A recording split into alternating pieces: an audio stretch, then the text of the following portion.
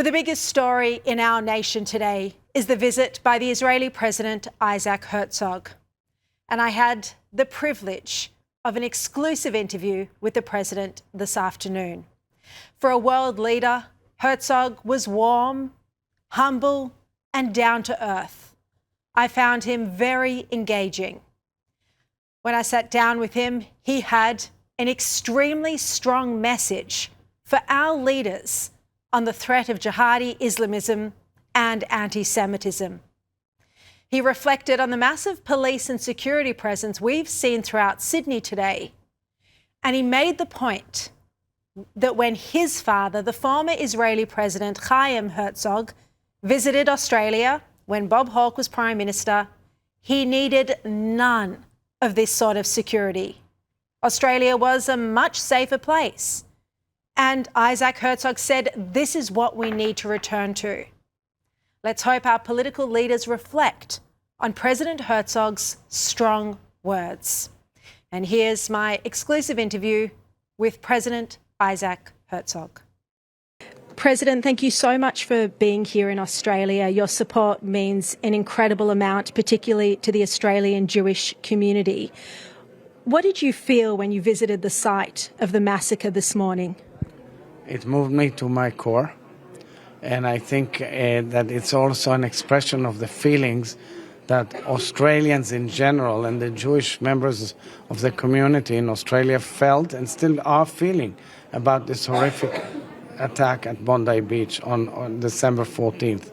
In fact, our heart missed a beat all throughout the Jewish world and in Israel on that moment. And I think it expresses the love and passion that we have for our brothers and sisters around the world. This was a terrible, terrible event. Just like our heart broke when October 7 happened. And we never thought we'd see scenes similar to that here. But you met with some people this morning who watched their husband or wives or children be murdered in front of them. I mean, horrific stories. Yes, and it was very, very moving and very agonizing and painful. And I could not but think about families who I met after October 7th. And the truth of the matter is it's the same type of enemy. It's the jihadist ideology that wants to eradicate all of those who are not extreme Muslims, meaning moderate Muslims, Christians of all denominations, and Jews.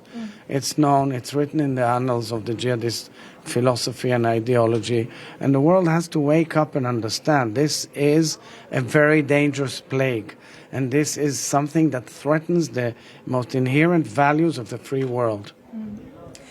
You personally and your family have a strong history with Australia. Your father visited as president. Exactly 40 years ago. It was Bob Hawke was prime minister.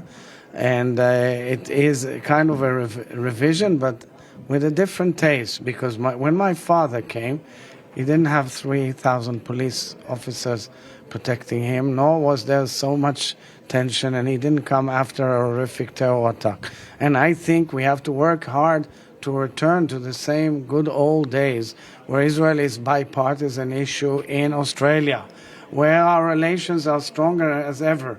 People tend to forget, but Australia has a huge story to tell as it comes to the creation and independence of the Jewish state of Israel. So that's part of your reason for being here, to get the relationship between Australia and Israel back on solid footing, back on track. Yes, so I'm going to meet, of course, with the Prime Minister and the Governor-General and members of the Cabinet and, of course, the opposition leader. I'm going to talk to all of them and to public opinion as well, opinion makers. For quite some time, there has been bashing and shaming of Israel endlessly, without understanding the mere fact is that we are at the clash of civilizational values, that we, Israel, little Israel, are protecting the free world by fighting against this evil, empire of evil emanating from Tehran, which doesn't stop anywhere, which spends billions of its people's money on terror, on proxies all over the world, except on one thing they don't spend, on their own people. And I say to all these demonstrators out there who are demonstrating against me, why don't you demonstrate against Iran and what it's doing, its atrocities? They butchered tens of thousands of their own citizens just about 2 weeks, 3 weeks ago. Where are you all? Stop blaming Israel, which is defending and protecting the mere values of democracies all over the world, including Australia. As a member of the Australian Jewish community myself, I know we feel so helpless. We wonder how our country can return to the safe nation that your father saw when he visited, when Bob Hawke was Prime Minister. So many Holocaust survivors who found refuge in this wonderful country.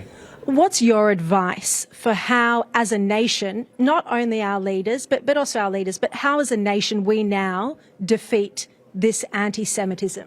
It starts with education from little age, from primary schools, from kindergarten, all the way up to adjudication and legislation and taking hard steps.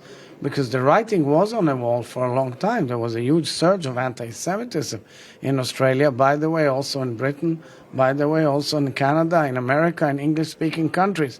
Why? Because they are liberal democracies and everybody can say whatever they want. But when somebody blocks the streets endlessly and chanting from the river to the sea, that means he's undermining my people's right, inherent right for their own nation state, for their self-determination, for the state of Israel. It's very simple, and that cannot be allowed, because that's anti-Semitism, by the way. President, I'm really grateful and honoured to have your time. Thank you very much. Thank you very much, and I'm honoured to be here in Australia.